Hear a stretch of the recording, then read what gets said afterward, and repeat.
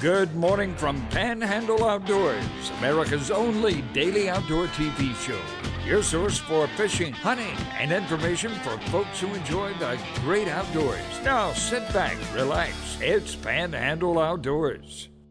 Good morning, folks. Welcome to Panhandle Outdoors. I'm Winston Chester. Glad you're here this morning. Got a special guest here in the studio, but first, let's take care of our weather.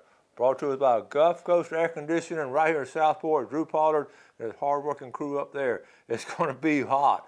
Inland, it's around 95. Here on the coast, it's about 6 or 7 degrees cooler because of the breeze, but it's hot weather right now. Summer's almost here. Low's going to be 65. The water temperature is as high as it's ever been this year. 81 degrees it hit yesterday at the end of the pier. 81. River reading brought to us by Mountain Dew. On the outdoors of Mountain Dew. We're looking at the Apalachicola Bluntstown at a 5.2, and it's looking good. I'm looking at a drop on Apalachicola. It's a 6.2. The Choctawhatchee at Caryville is a 5.6, and both of them are dropping pretty steady.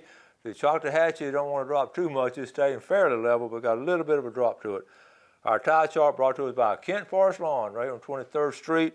We're looking at a high tide at 9:37 this morning and a low at 8:52. Today's the 27th. You're looking on the chart, strong tides the rest of the week. So really nice weather there as far as the tide. The wind, again, double digits coming in west-southwest at about 12.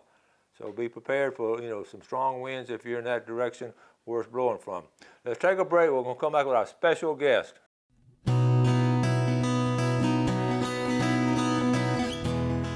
Welcome back, and look who's here. Hi. Mandy Miller Warren. Good morning. Welcome back. Thank you. It's been a little while. It's been yes, too long. Well, it's been too long. I love the studio. It's absolutely adorable. Well, what did you say? It's like what? Wayne's World. Yes, this is the garage. This is the good stuff right here. I guess it's a compliment, but this is good. This is all we this all is have great. right now. We have a guest, but I've seen Mandy a lot, but we just haven't been on TV together in a while.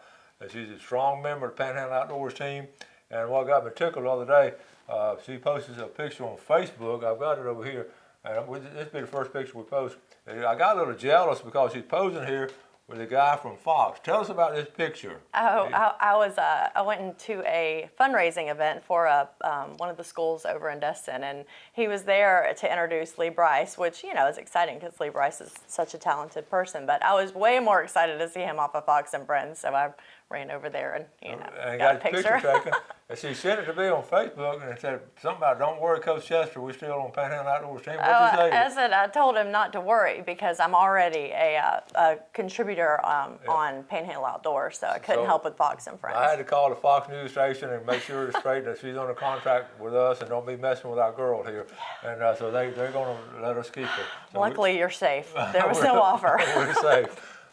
So what's been going on? I know your girls are just boom growing. Girls are big. We've been completely consumed with travel volleyball. Yes. So the outdoors have taken a little second to that, but we're still doing what we can do and working hard and trying to adjust to the crazy new world, and so we're enjoying. I've been by several times and checking on them, and they y'all are busy. The boatyard has not slowed down since the hurricane, and I assume it's because there are no other boatyards and no other marinas, and we are slammed with every sailboat and small boat, and we're used to only big boats, so it's been difficult trying to adjust to the amount of work, but we're getting there. Oh, and there's not anybody to work right now, so that's not really helping either. I saw Megan posted the other day. Y'all are looking for some work. We are looking for work. If you've got a team that wants to get out there for the summer, you just send them on over. Somebody asked Megan what kind of work would they be doing? Just general boatyard work? General boatyard work, painting bottoms and picking up trash and just fun, good, sweaty stuff. Paint the bottom of a boat. There you go. I mean, that's fun, right? As a teenager? That's right. It's a lot of fun. Yes. And learning, being around those big boats too, you learn a lot. You get a great farmer's tan. Hey, there you go.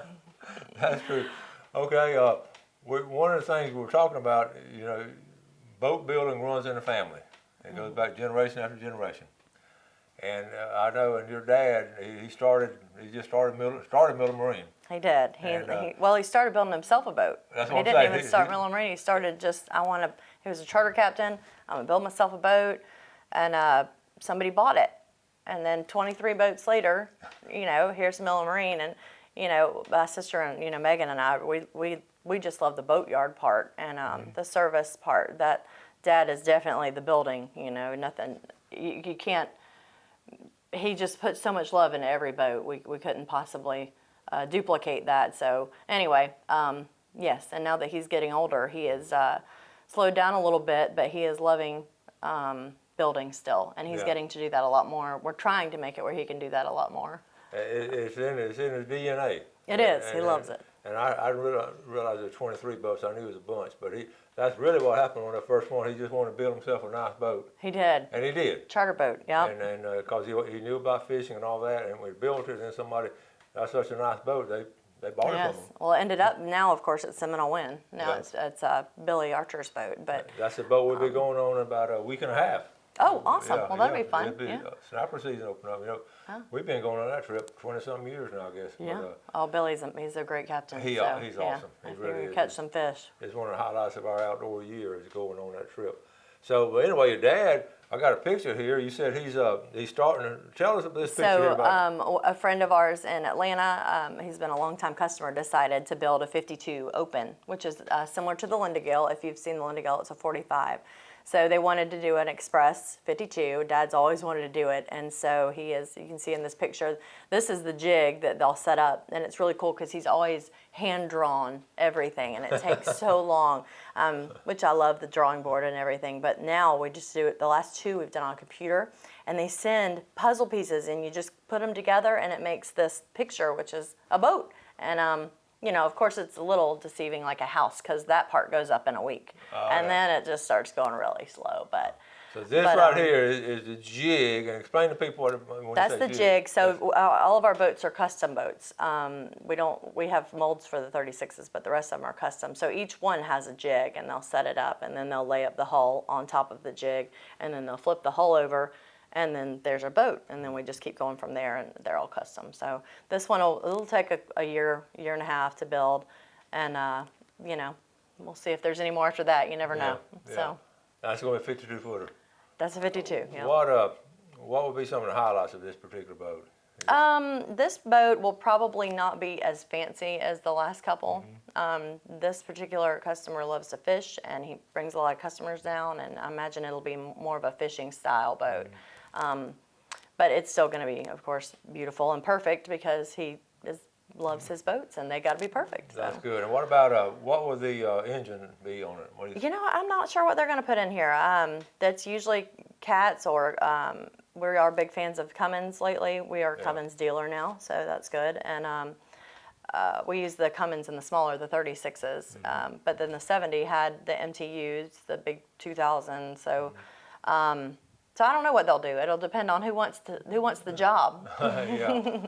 So about a year and a half. Yeah. Okay. And will it be? How many people will be working on it at a time? I've always get fascinated with it. Yes. Well, it depends on how many we can get right now. Yeah. But so it'll go through stages: carpentry, and then fiberglass, and then it'll do different crews. Like right now, it's just a couple of them throwing it together, and then we'll get into fiberglassing, and we'll have to have a fiberglass crew. So we need fiberglass people as well. Yeah, that's true. And I get really excited when I wrote the book and I looked at the early boat builders, and I've talked about it over and over again, and I'm just enchanted with that. And when I was young, I built my little canoe, and I always loved boat building. Then I met your dad and people like that. It's in their bloodstream. And when they keep this tradition and heritage of the Panhandle of boat building, they keep it going. And that's what's so neat about this. When Miller Marine and Mike Miller's still doing it. His granddad, George Davis, who built one in his backyard after World War II, and it just, it's really, really cool.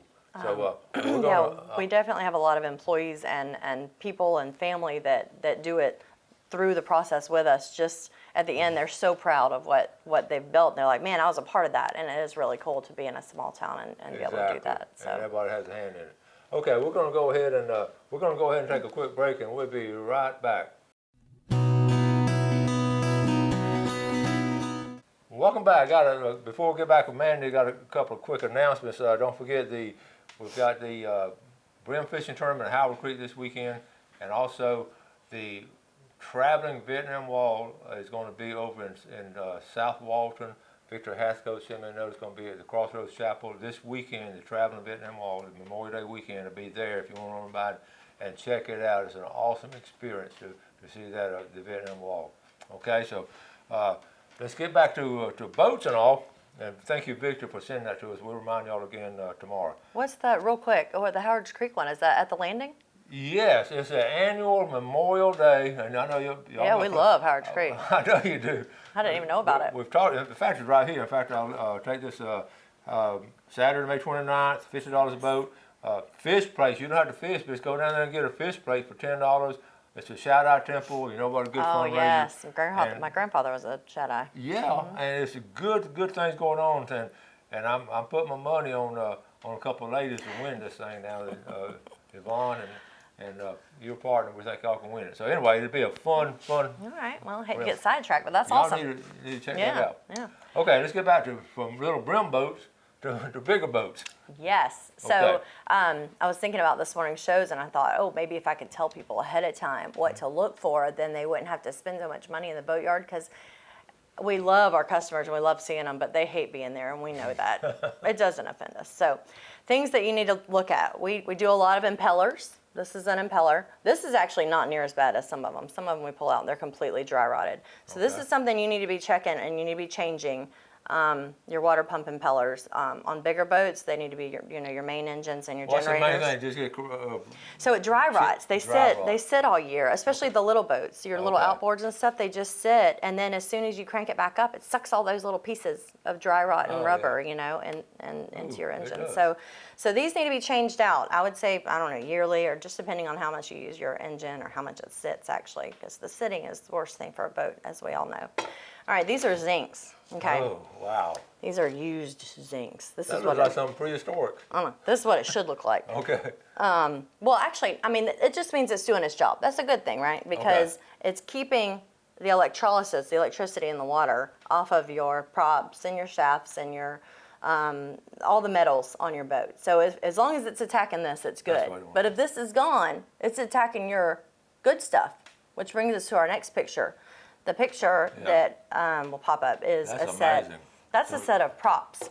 So this is what happens if you don't have this on there. Well, if you're not paying attention to your underwater gear, and this is not just big boats, this is little boats too. This is most likely from a wire at the dock, or maybe a boat that you're sitting beside at the marina. It's not even anything he might be doing. It could be any kind of electrical current that's attacking your metals underwater. And anyway, so you might want to check for your zincs and things like that. Another key to look at is the pink. Obviously, these props you would know right when you saw them. But if you pull out your boat and you see any pink around your strainer, this strainer is probably not getting much water. So you're probably going to need to change that one or clean it really good. Because this is giving your water to your generator and your motors, and obviously it's not getting water, you're going to overheat, and you're not going to get any AC. There's a lot of things that could happen. So it should look like this. Before and after. Yeah. So, but also when we pull these out, a lot of times they'll just crumble and they'll be pink, like this prop picture, because of the electrolysis. So electrolysis and electricity and bonding and all that stuff on your boat is very, very important. Other things that I wanted to go through real quick that you should be doing pretty much on a regular basis is your valves. These can sink your boat. You can see that? That's that much water coming through in your boat when you're offshore freaking out. Ooh. So you need to be able to turn this, and if it looks like this, you can't turn it. So exercise your valves. I don't know, every now and then, just go on there, you turn don't it. think about that going in so fast. Imagine if that was coming in and you're trying to turn that and you haven't turned it in years, and it would scare you. I mean, you'd be down. So, last, your packing. This is pretty packing. By the time we get it, it's pretty nasty. Also something that, water comes in through. So you want to check your packing. Anyway, other do's and don'ts. Keep wax on your boat this year. Maintain your curtains. Curtains are expensive. Oh, really? A set of curtains like $10,000 on these big boats. Now, not on the smaller boats, but still, take them off if you're not using your boat. Stick them inside. Stick them in your garage. Oil the zippers and lubricate the snaps and all that stuff, because it's frustrating when you're excited about getting on your boat and you haven't looked at it in a year and you can't use it, So anyway, little tidbits that might help. We're going to take a break, but we got some more pictures to show you different things going on. And so y'all stay tuned and we'll be right back.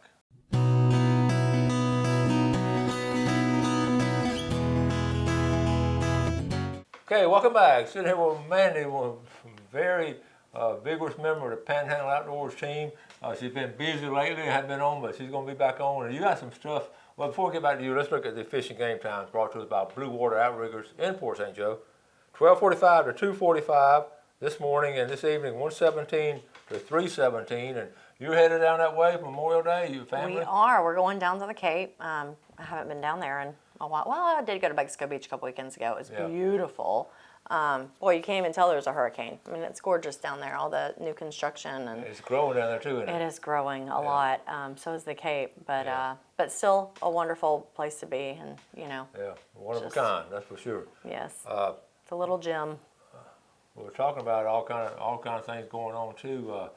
You've been involved in, I got a couple more pictures. You've been involved in travel volleyball. I know how that goes. Got a couple of maintenance pictures. This one right here. Oh yeah, that's more, that's another prop that's just completely eat up with barnacles and growth. Just keep your... Y'all see this on a regular basis. Oh, so this is a pontoon boat. A lot of these are on... See, that's what, a lot of y'all have pontoon boats. So what happened on those? So same thing, the electrolysis we were talking about. This particular boat didn't get a barrier coat put on it, which is like an epoxy sealer, and it's kind of...